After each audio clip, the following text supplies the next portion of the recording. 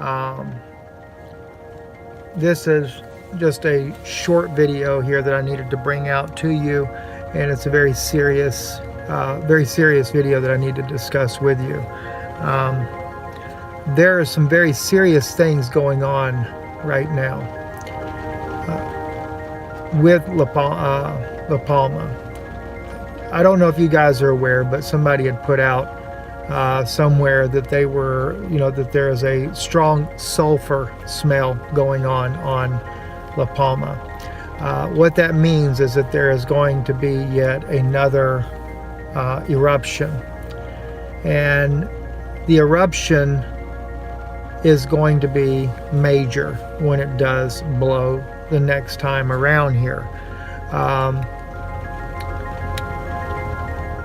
This situation is so serious, what's going on over there, that there was a meeting at the White House today, and Biden's cabinet has elected not to go public on this for fear of creating panic.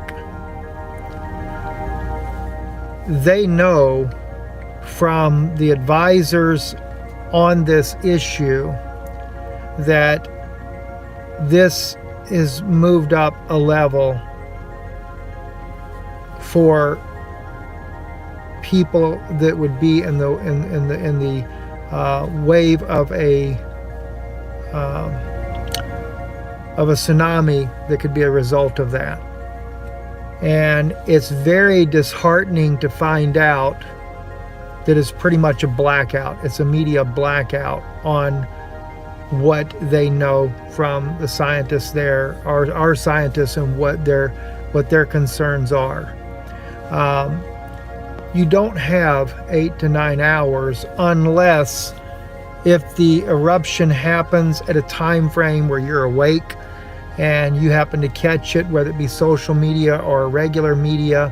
That's about the only way you're going to get that type of heads up. And the reason being is because we don't have buoys out there that brings this out. So the thing, in that regards there, from what I've heard, is you've basically got about 2.5 hours would be about the best warning people would get. All right. It's not fear mongering either for the people that are dumb enough to come out here and say that. I could care less about your fear mongering. The issue is trying to let people know something so that they can make an informed decision for themselves. You can make your little stupid comments, but if I were you, I would go to some other channel and not listen to this channel if that's the way you feel about it. I'll just tell you straight up. I'm here to try to help people. I'm not here to cause fear mongering. I'm just here to try to get somebody help to where they can make an informed decision on their own.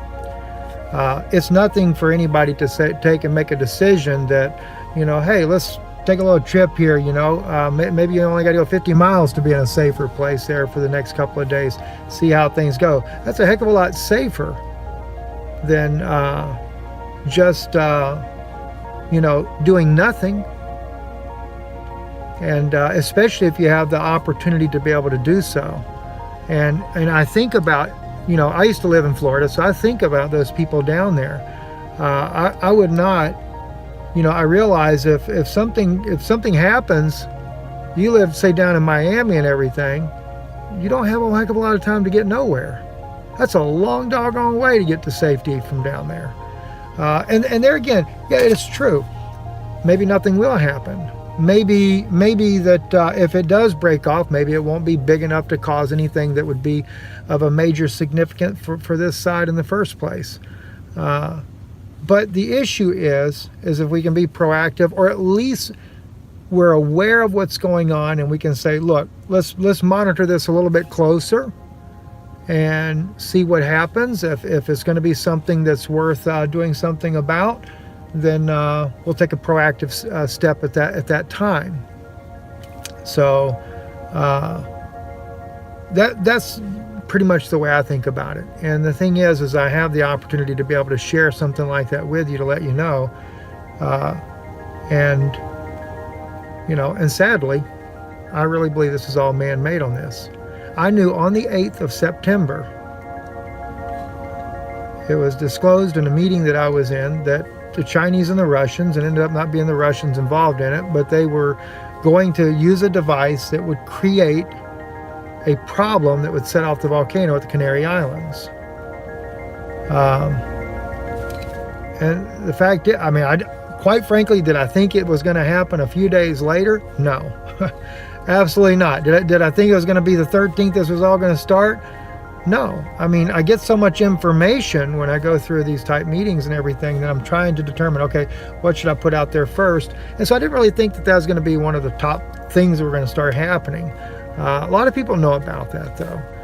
So even when people say, oh, your sources are no, well, they knew about that one and it happened. But at any rate, there's some other things, though, that were shared with me today that I'll be bringing over on Patreon, because again, these will not be critical issues for you, but I do want to share that. I am going to go a little bit more into this evening. I'll do it over on iConnect, then we'll link it into Israeli News Live so you guys can know what's coming up. I want to give you a little bit more of the details that I'm aware of right now of what the administration, why they've made their choice. And granted, listen, although I don't agree with what their choice is on this, I understand in a way, like as I was told, they feel like it would just cause panic. But the issue is they know the threat level to the United States has risen. That's my concern.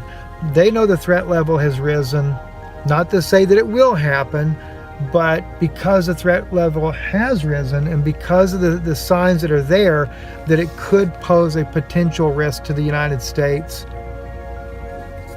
I think they should at least give the American people the opportunity, put it out there publicly and just say, this is the case that we're dealing with.